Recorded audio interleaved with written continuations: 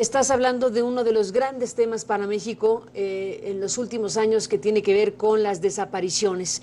Estamos hablando de desapariciones forzadas de miles de personas y cuando digo miles voy al tema de que ni siquiera tenemos realmente claridad de cuántas personas puedan haber sido realmente en los últimos años desaparecidas en México. Lo que sí queda claro es que son miles porque, como decíamos antes de empezar este programa, Federico, están las contradicciones en las cifras oficiales o la falta de claridad incluso de la concentración de datos por parte de las autoridades en México. Y bueno, es un tema a partir del cual hablamos de un fenómeno muy importante, muy profundo, muy desgarrador. ¿Cuáles son los ejes de Ni vivos ni muertos?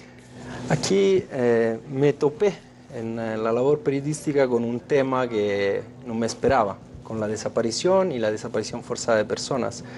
El eje central es tratar de entender... ¿Me topé? Sí. ¿Por qué te topaste? Me topé porque estaba trabajando sobre el tema de la migración en México. Yo soy migrante. Sí.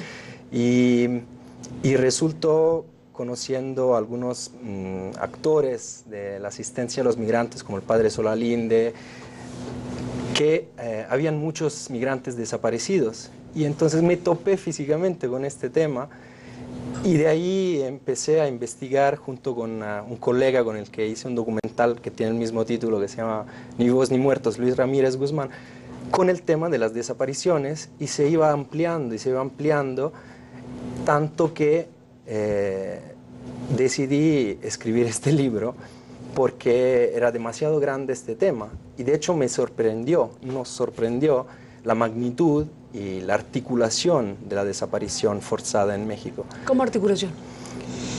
Lo que se da en estos años es una aparente casualidad de las desapariciones y de las desapariciones forzadas. Pasan desapercibidas y pasan como si fueran eventos individuales y casuales. En realidad, cuando tenemos esta magnitud y nos remontamos a los orígenes de esta estrategia, que tiene su origen en la Alemania nazi, vemos que en realidad es una forma de aterrorizar a la población a través de esta práctica tremenda de desaparecer a las personas. ¿Como una estrategia? Sí. En los años de la Guerra Sucia había un esquema más claro y se podían identificar mejor las víctimas de las desapariciones. En este contexto es mucho más complicado y es difícil hablar de una junta militar que decide.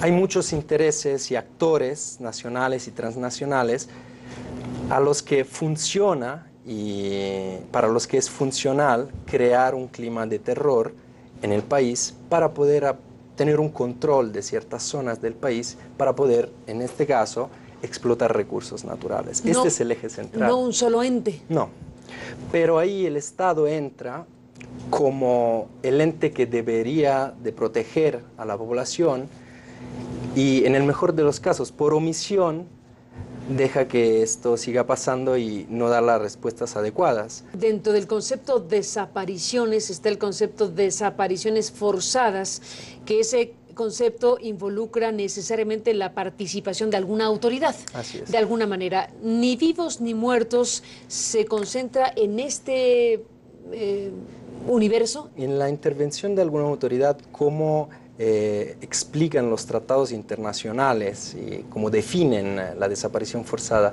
La intervención puede ser por omisión. No es necesario que un policía o un militar desaparezca físicamente a una persona. Basta la aquiescencia o la omisión del Estado, de un ministerio público, de un funcionario, cualquier elemento del Estado a cualquier nivel, para poder hablar de desaparición forzada. En esa lógica, todas las desapariciones son forzadas. Según yo, según muchas de las personas que yo entrevisté, sí, muchas de estas son desapariciones forzadas, porque el Estado debería de proteger a la población y en lugar de hacer esto, en muchos casos, simplemente no actúa, no interviene.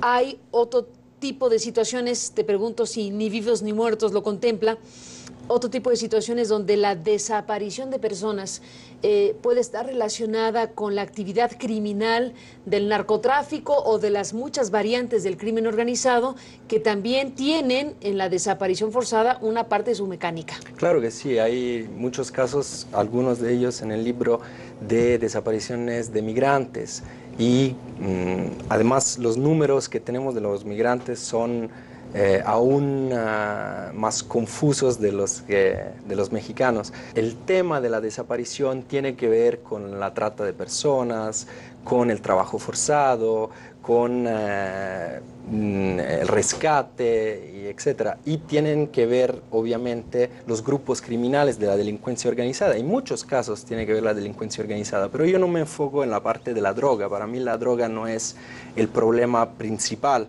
La droga es uno de los temas. Los temas de los recursos naturales y de la trata de personas y de la prostitución, etcétera, esos temas son muy vigentes y no se habla mucho de este aspecto, pero si consideramos el incremento de desapariciones forzadas en estados como Coahuila, Nuevo León, Tamaulipas, donde, por ejemplo, está la cuenca de Burgos, o otros estados donde hay recursos de minería, de hierro, de oro, de plata, de agua, ahí hay incrementos muy grandes de desapariciones en general y desapariciones forzadas, y tiene sentido porque siempre en todos los lugares donde se ha dado la desaparición y la desaparición forzada, se manejaba este tipo de práctica para generar terror y para poder controlar el territorio a través del terror. Entonces, tiene sentido que sea funcional para esto. Es una hipótesis. Y es un llamado al diálogo también con las instituciones, porque todos tenemos como referencia las instituciones. Y entonces, siendo este un tema universal, cualquiera de nosotros que esté en una situación como la que está viviendo México, pero como han vivido otros países, debería de sentir la necesidad de pedirle ayuda al actor institucional que debería de protegernos todos.